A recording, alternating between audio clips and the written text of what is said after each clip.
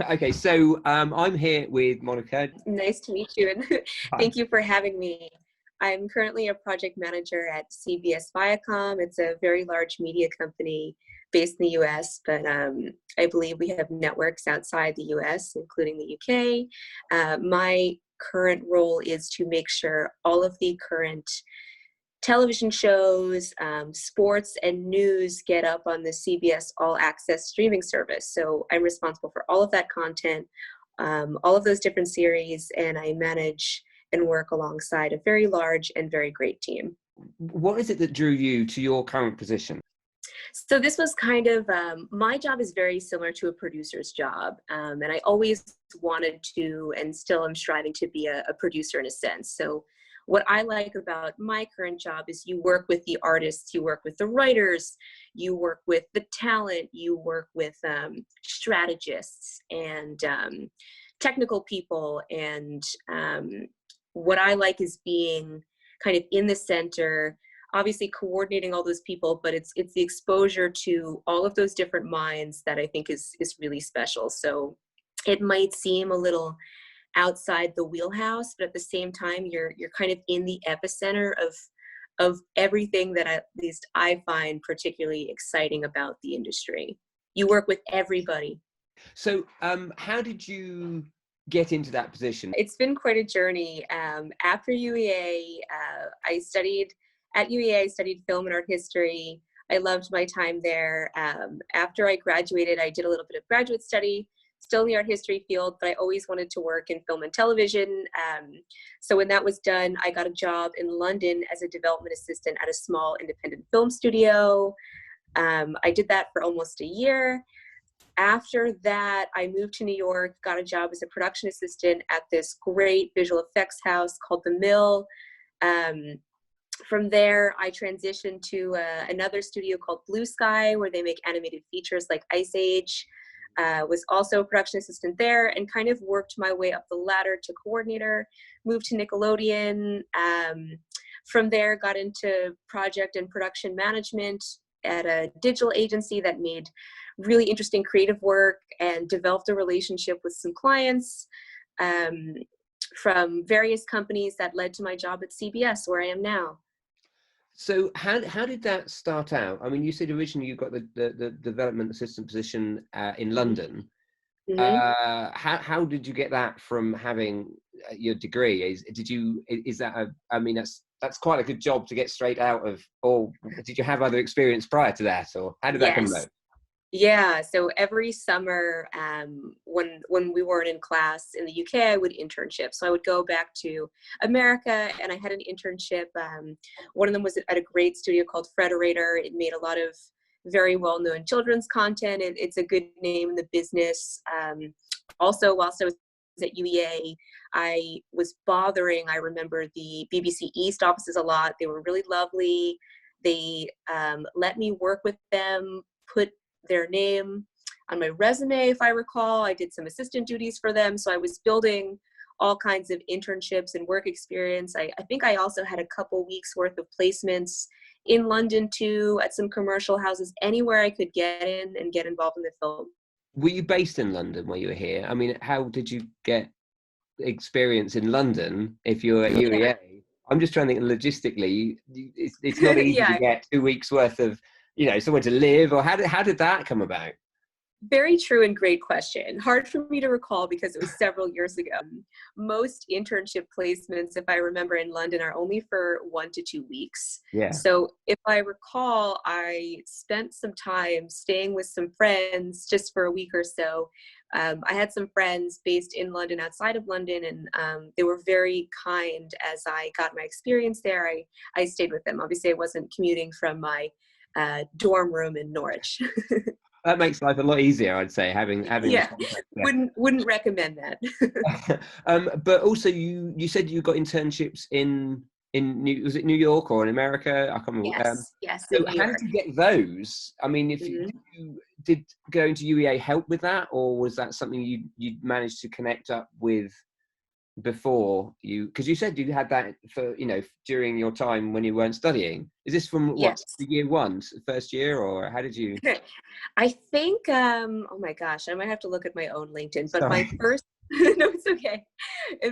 Quite early on, I got, I was working with BBC East in Right. Norwich. I was constantly, these were before the days where everything was kind of the internet. You could still literally go to studios and knock on doors and say, Yeah. hey, do you need any assistance? So that's what I was doing. The BBC East was the first company to kind of take notice of me. And then once they allowed me to put BBC on your resume, and I started to applying to more substantial internships. Obviously, it's helpful that I had a home outside New York City, my parents' house, so I could commute. But once you get one good name on your resume, I find the doors just open. And that's what happened. I applied and I got more substantial work. Can you remember what it was that enabled that initial BBC one to work out? What is it that you'd say a student would have that would make Mm-hmm. them appealing without the experience, if you see what I mean? So that Right. initial break that you got, Mm-hmm. what helped you get that, can you think? I think what I had was a creative portfolio, which helped Okay. too. I was kind of ahead of the curve. Now I think students are so 10 years ago, not everybody had a website, a creative portfolio with them. I was a student ambassador at UEA too, so I tried to cater my resume. I was making films myself, anything creative to kind of build some kind of name for myself, I was actively doing. And I think that they saw that. And I was just really good about kind of being professional. And even though I didn't have a lot of substance at the time, I kind of created whatever I could to just build and become a desirable candidate for them to take on. So what skills would you say should a student acquire other than a Mhm. portfolio? Are there particular skills that you think that would be helpful in order to get a job like the one you've currently got? Yeah, so as a production and a project manager, what you really need to do is be extremely organized. And I remember one thing at UEA is such a great institution, but when I get a lot of resumes from students and a lot of professionals in their early careers, they're forgetting to tailor it professionally and touch on those key skills like organization, time management, working as a team, being creative. All of those things are really important. So even if you don't have, the resume and the experience yet, you do need to cater whatever you have to those particular skills, because that's what's going to translate. That organization, the time management, the leadership, that's what you really need to show. How would you recommend demonstrating that, though? I mean, you can say, oh, I'm really good at being a leader, but how do you show that? That's hard. So what you need is really specific examples. Let's say I'm reading a resume of an 18-year-old. Obviously, an 18-year-old isn't going to, maybe have those experiences yet, but let's say they were working in a shop. I want to see, give me an example, tell me a story of how you took the initiative, how you led a team. Do you desire to, be promoted? Show me however you can. If you're working in retail, if you're, working at a summer camp, if you're mentoring kids, if you're babysitting, I don't care what you're doing, but you need to show me as a hiring manager that those skills are there, that you have the desire for growth, and especially the desire to learn. Super important. I remember, being a student, and I want to be a producer, I want to direct, I want to write, I want to be, the person that puts it all together. And Yeah. it's so frustrating, because obviously you want to do that stuff right now, but that is that is usually 20 years of someone's career. You need, a couple years as an assistant or coordinator. You need to, get management experience. I need to see you running a team. I personally would like to see you on a variety of different shows, to see that you have a full portfolio, to see that you can, you've worked on a lot of different stories. You need to put in the time. Is it necessary for new entry people to know what it is that they want to do? I mean, specific, like I have to be a director and I'm going to aim for that. Or can you just kind of find out on the way? You can find out on the way, but what you don't want to appear is unsure. You know, you can say, I'm open to different things, but you never want to say, I don't know what it is I want to do. You know, that's me as a hiring manager. I want to hear you say, you know, I'm excited about, you know, directing or the marketing area. Like I want to hear what you're interested in, but what I don't want to hear is indecisiveness.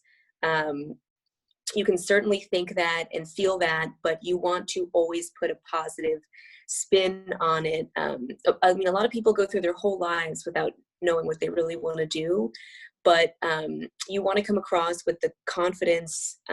Obviously, being adaptable and flexible is really important, but I would say, you know, when you're applying to a position, make sure you're tailoring your resume for it, and you're tailoring your speech and your entire presentation for it. It's really important. And obviously, you don't have to get in the company knowing exactly what you're going to do at the end, but you need to make sure if you're applying for a production assistant or a coordinator position, you need to convince me that that's what you want. Anything else, I, number one, don't want to hear about it, but if you're not passionate, I'll hire the next person who is. The industry is so competitive. Yeah. It's outrageously competitive. So you need to carry that passion and fire and that openness with you, but you also need to understand that I am being hired for the job at hand. And I need to do this to the best of my ability. And, you know, as I said, if you're not passionate about being a production coordinator, I'm going to hire the person that seems more excited to do it. But what you can be passionate about is the content. So, you know, obviously not everybody is going to know what a production coordinator does. I do think there's a lot of ways you could, you know, use LinkedIn, you know, do some research, you know, really learn what it is. First of all, the job that you're applying for. There are ways, there are so many avenues to do that research and find out. But if you really love the content of the company, what they're making, that's really what's going to carry. So, you know, what they want to see when I walk through the doors is they want to see, first and foremost, you're passionate about what they're making. And once you're passionate about what they're actually producing and putting out there in the world, then they will probably open their eyes to you, you know, down the line, moving departments. But to get in that door, you need to get across that you're there for that current job and you're passionate about what they're doing now. Super important. And what is it that people looking to get in the industry can do to make them stand out from, well, any other? How do you stand out from the crowd? That's such a hard question. And you know what I was talking about earlier with having some kind of portfolio, you know, not everybody's a writer, not everybody's an artist, but you need to have some kind of physical presence, whether it's a website, whether it's, you know, a beautiful resume, especially in this day and age when everybody has an Instagram, you know, everybody has something. You need to have some kind of presence. And I hate saying that because I hate to pressure kids, but it's kind of needed. You need to figure out what makes you unique and you need to show it. Because unless you are applying for a writing job or a job as an animator, it's a little hard for the rest of us to show those less tangible skills. Does that make sense? Yeah, no, absolutely. What you can do from home now is getting better and more advanced. Would you say that people's portfolio made up of their own stuff is as useful to an employer as, you know, making your portfolio out of your own material is just as useful as saying, I've got a runner credit on some television program or something like that? Would that be useful, or would you only look at runner credits because, or you know, professional credits, because nothing can beat that? I think I'd look at both. You know, obviously a runner credit is going to stand out for itself. I like to see those, but at the same time, not everybody has those kind of opportunities, and I recognize that. somebody, when I see resumes, obviously somebody living in the New York metropolitan area is going to have a lot more opportunities than somebody living in the Midwest with less access to those big companies. So obviously, if you're growing up in London, outside of London, it's going to be a lot easier for you to have that. But I wanted to touch on this as well, but I use LinkedIn a lot. I think that's a really, really important tool. It's a networking site, for any kind of professional. And what also opened a lot of doors for me was taking the initiative to reach out to people I admired. I asked a lot of people for coffees, a lot of informational interviews. As a teenager, as a kid, I was doing that stuff. So those relationships you make early are how you're going to be remembered, which is really important. The first thing you need to do is just get your foot in the door. Yes. It doesn't matter where you start. It doesn't matter if you start at a commercial company. It doesn't matter if you start in kids media. It doesn't matter if you're in drama. Get yourself in the industry.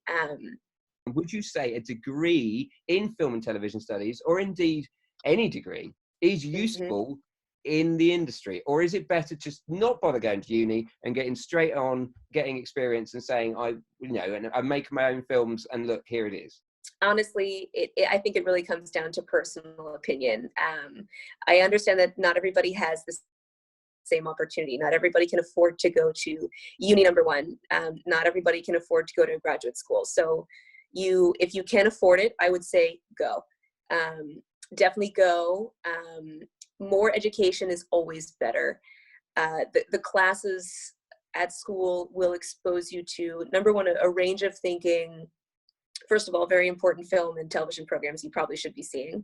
But I think what's really important about education and pursuing education is that desire to learn. And that is going to serve you very well with a career. Obviously, not everybody has that opportunity. And hey, if you can get a runner job as, an 18-year-old, you go straight into the business, good for you.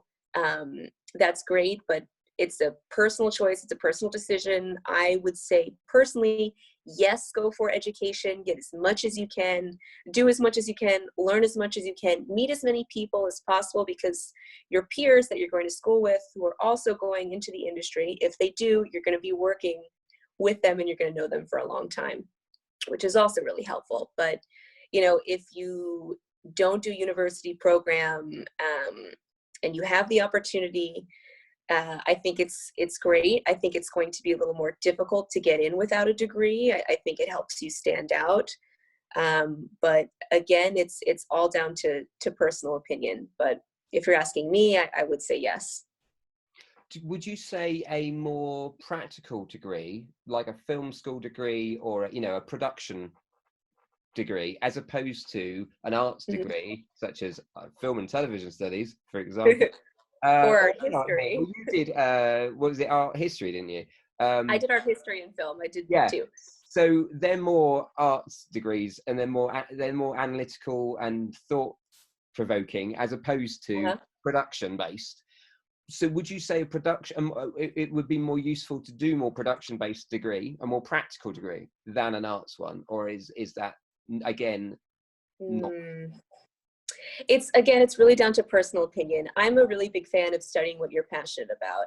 So I was passionate about film theory and art history, but I also took film production courses, which I loved. So with my degree, I felt that I had the best of all of the worlds I wanted to be in. At the same time, I would be nervous to study one thing, because let's say, you go in as an undergraduate, you might change your mind after 3 years. You might work in physical film production, and after a couple years, you might decide that's not for you. You want to work in another area of the business. You might want to go to scheduling or something else. So I would say I think this is very American, but having that liberal arts mind and kind of being a master of many things, or just having exposure to many things is more helpful, I would personally say, than having kind of a one-track agenda. Just my personal opinion, though, so take that as you will. You're obviously based in the US, but you've also Hmm. had experience in the UK. What would you say the differences are, and the similarities indeed? I think there's a ton of similarities. I think as someone that's starting out, what both countries really value at the beginning of your career is your attitude. Is that, especially in film, you need to have that roll up your sleeves. If I'm a runner, I'm going to be okay with getting coffee. I'm going to be just as happy doing that as I am with, working on set. You have to be open to things like that. Um, Working in New York is a little more, I would say, intense than London. It's just ramped up a little bit. So you do have to be ready if you want to come to the US. There's definitely different expectations, little less vacation time, a little longer hours, but I would say across the board, pretty similar. Would you recommend the idea of working internationally because nowadays films are made and TV shows are made around the world? I'm thinking of Game of Thrones is, Yes. units all over the place. And you said you've got units in the UK and the US. Yep. So how would one go about getting involved in that sort of international aspect rather than just contacting, I don't know, all the local production companies? Should I, or indeed people like me, be sitting there typing emails to CBS in America saying, hey, I'm really talented. Here's a thing. Are you doing anything in the UK? Is that a stupid thing to ask? No, I think that's a great question. My personal team, not only do we have teams in the UK, but we also have teams in Los Angeles, across the country. We have teams in Australia, and we have teams in Canada. So every kind of production is going to be international, as you said, global. I'm thinking back to my time in animation when a lot of the physical production is outsourced to Canada or often Asia. You will not, I would say 90%, if you work in media, you're going to be working with some kind of international team. So I would definitely encourage it, but make sure you have somewhere to stay if you get that internship. Make sure. Yeah, I'm thinking I might just buy a camper van and then I'm done. That's my